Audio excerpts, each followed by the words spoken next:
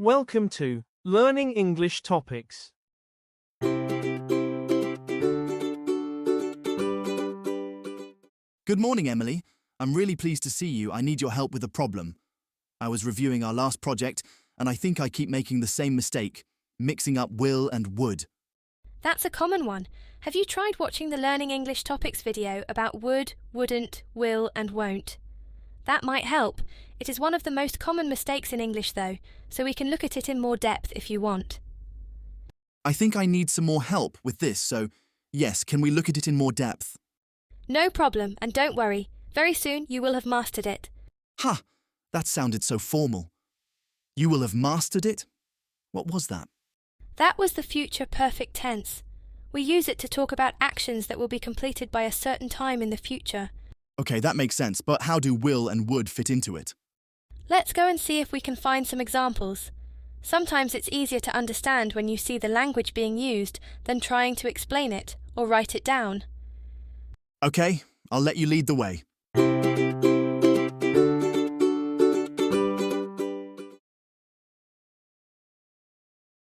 By the end of the month, we will have launched the app update.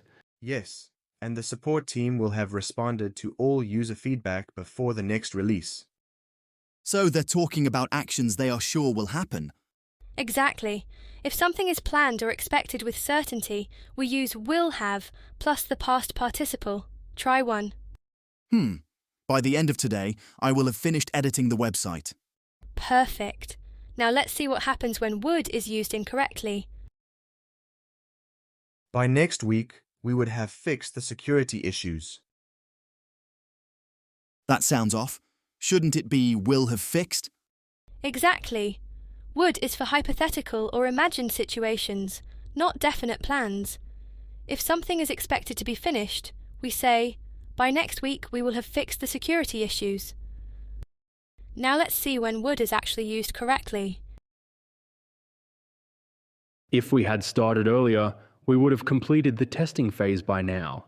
True, if the budget were larger, we would have hired more developers. Oh, I see. Would is for things that didn't happen but could have. Exactly. Now try making your own sentence. If I had remembered my password, I wouldn't have had to reset my account. Perfect. And you started your sentence with if, so let's look at how if statements fit in. If statements help us decide whether to use will or would. If the situation is real and possible, we use will. If it's imaginary or hypothetical, we use would. So, if the developers finish early, they will have tested everything. But if they had finished early, they would have tested everything. Exactly. And without realizing it, you just used the future perfect tense. Now, I know this sounds confusing, but what I want you to do is write out the two sentences that Addy just gave us. Rewind the video and copy them from the subtitles and then look at the differences. The big difference that makes the sentence about something real or something imaginary is the word had. Look out for that. Well, I think that covers the future perfect tense, so shall we do a little practice, Addy? Can we do that a little later? I wanted to ask you about some vocabulary first. Okay, but I think we should go back to our own office for that. I'll see you there in a moment.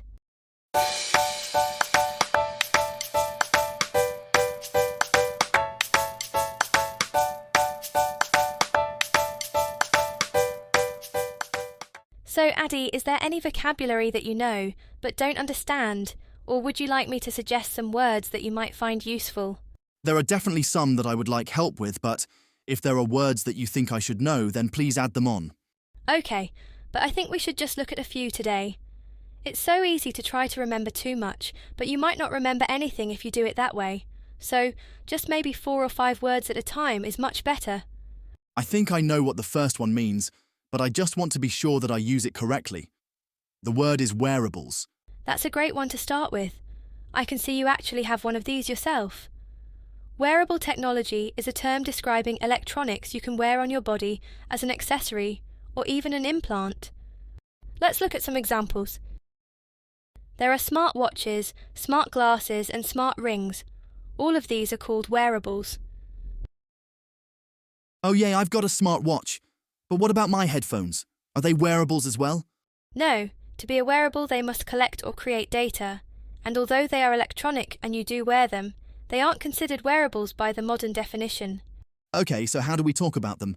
Saying that we wear wearables sounds a bit strange. Yes, it does. You just said that you have a smartwatch, so you could say that. Or another way is to say that you use wearables or name the device. So I could say that Addie uses a smartwatch. Okay, I think I understand that one. The next is Internet of Things, or IoT. I know what it is, but how do I use it in a sentence? Do I say the Internet of Things, and how do I write it? Another great question. Some of these things are very new, and the grammar rules are still not clear. Let's look at how it is most commonly used. If Internet of Things is used as a noun, then usually you will see it written as the Internet of Things. But if we just use the acronym IoT, usually the is not used. But if we use it in a sentence and follow it with another noun, like network for example, then we follow the rules that we would usually use for that noun. So we could say, IoT networks are becoming very common. Because the noun networks is plural, we don't need an article in the sentence. But if network is used as a singular noun, then we need an article. For example, an IoT network can improve productivity. One final thing. When writing the Internet of Things, I haven't used capital letters. This is how it is written in dictionaries. Some people still use capital letters for both Internet and things. But I am following the dictionaries. It was similar when the Internet was new. Everyone would capitalize the I, but now it's rare to see this. Wow! Well, that was more complicated than I expected. The next one is cloud storage. What's that all about? That's the way that we store most of our data and files now. So where is this cloud? It's just a name. There isn't an actual cloud. Big companies have facilities that house the servers, storage devices, and networking equipment that power the digital world. These are all over the world now. That's amazing. Has there always been cloud storage? No, when computing was quite new, data was stored on things called floppy disks. Here's what they looked like. Oh yeah! I think I've seen one of those. Strange name though. Well, in the very early days, they had a soft cover, like thick paper, and they did actually bend. I didn't expect to get a history lesson. Anyway, how do we use it in a sentence? We can use just cloud storage if we want, so a sentence might be, our files are safer in cloud storage. Many people just call it the cloud though, so you might hear people saying, we store all of our files in the cloud. Notice though, when we say cloud storage there is no article, but there is when we say the cloud. Remember, an article is a, an, or the. That's a great explanation, thanks Emily. Can we talk about the word algorithm next? Certainly, and this is a word that is very relevant to both of us, because we are controlled by the YouTube algorithm. An algorithm is a step-by-step procedure for solving mathematical problems.